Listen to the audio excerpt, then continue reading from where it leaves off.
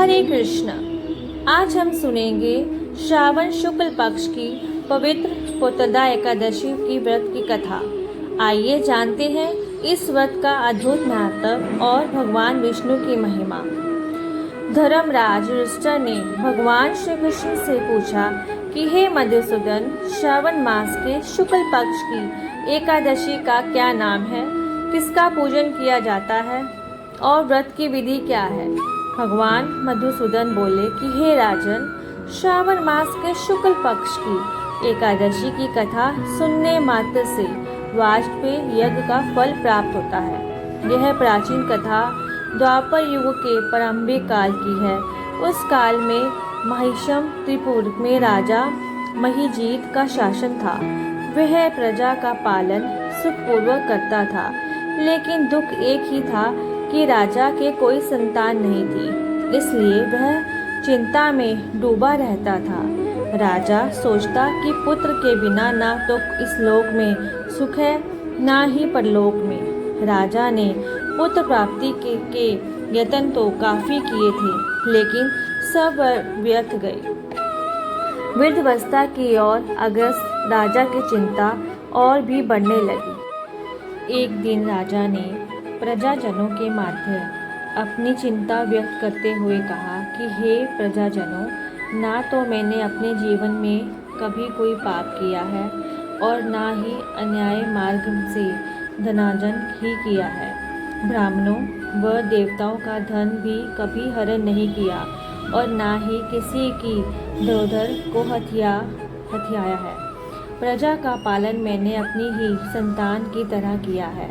मैंने दुष्टों को भी कभी कठोर दंड नहीं दिया, किसी से राग द्वेष भी नहीं किया, सबको सम्मान समझा। फिर भी ना जाने क्यों मैं इस प्रकार संतान भाव का दुख भोग रहा हूँ। मुझे कुछ समझ नहीं आ रहा। राजा के ऐसे वचन सुनकर प्रजा व पुरोहितों सहित ब्राह्मण आदि उसके हित का विचार करने के उद्देश्य से गहन वन में गए और वहाँ अनेक मुनियों के दर्शन किए। अंत में वे मुनि लोमश के आश्रम पर गए। लोमश जी धर्म के तत्व को जानने वाले मुनि थे। वे उनके सामने बैठ गए और निवेदन करने लगे कि हे मुनिवर, हमारे अहोभाग्य है जो हमें आपके दर्शन हुए। लोमश जी का शरीर लोम से भरा था। वे ब्रह्मा के समान तेजस्वी थे। एक कल्प में उनके शरीर से एक लोम टूटकर गिरता था, इसलिए उन्हें लोमश कहा जाता था।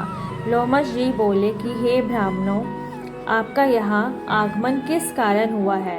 आपके हितार्थ जो कार्य होगा मैं अवश्य करूँगा। लोमश जी के ऐसे वचन सुनकर वे बोले कि हे महर्षि, आप तो त्रिकालज्ञ हैं, सभी कुछ जानते हैं, फिर भी हम जानने के इच्छुक हैं कि हमारा राजा प्रजा का पालन पुत्रवत करता है, फिर भी वह पुत्रहीन है। इससे वह अत्यंत दुखी रहता है। राजा के पुत्रहीन होने के कारण हमारी समझ में नहीं आ रहा। आशा है आप ऐसा कोई उपाय अवश्य बताएंगे जिससे हमारा राजा पुत्रवान हो जाए। यह सुनकर लोमश जी ने ध्यान द्वारा राजा के विगत जन्म का हाल जान लिया।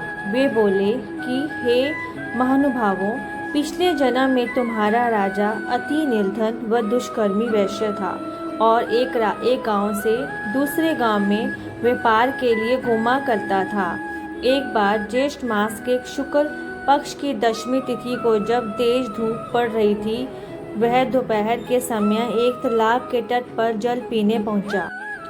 उसी समय तत्काल की ब्याही हुई गायें भी वहां जल पीने पहुंची और जल पीने लगी। उस वैश्य ने जब जल पीती हुई गाय को दूर भगाकर स्वयं जल पीने लगा। उसी पाप कर्म के कारण तुम्हारा राजा इस जन्म में पुत्रहीन है। किसी जन्म के पुण्य प्रभाव से वह राजा बन गया है। प्रजाजनों ने कहा कि मुने, पुराणों में हमने सुना है कि पुण्य के प्रभाव से पाप नष्ट हो जाता है, अतः आप पुण्य का कोई उपाय बताइए। इस पर लोमश जी बोले कि महानुभावों, श्रावण मास के शुक्ल पक्ष की एकादशी को पुत्रदा एकादशी कहा जाता है। यह मनोकामना पूर्ण करने वाली है। तुम्हें इसी का व्रत करना चाहिए। यह सुनकर प्रजाजनों ने लोमस जी को प्रणाम किया और नगर में आकर पुत्रदा एकादशी का व्रत किया, रात्रि जागरण भी किया। फिर उसका पुण्य फल राजा को दे दिया। इसके प्रभाव से रानी गर्भवती हुई। प्रसव काल आने पर स्वस्थ पुत्र को जन्म दिया। पुत्रदा एकादशी की कथा पढ़ने व सुनने से इहलोक व परलोक में सुख प्राप्ति होती है।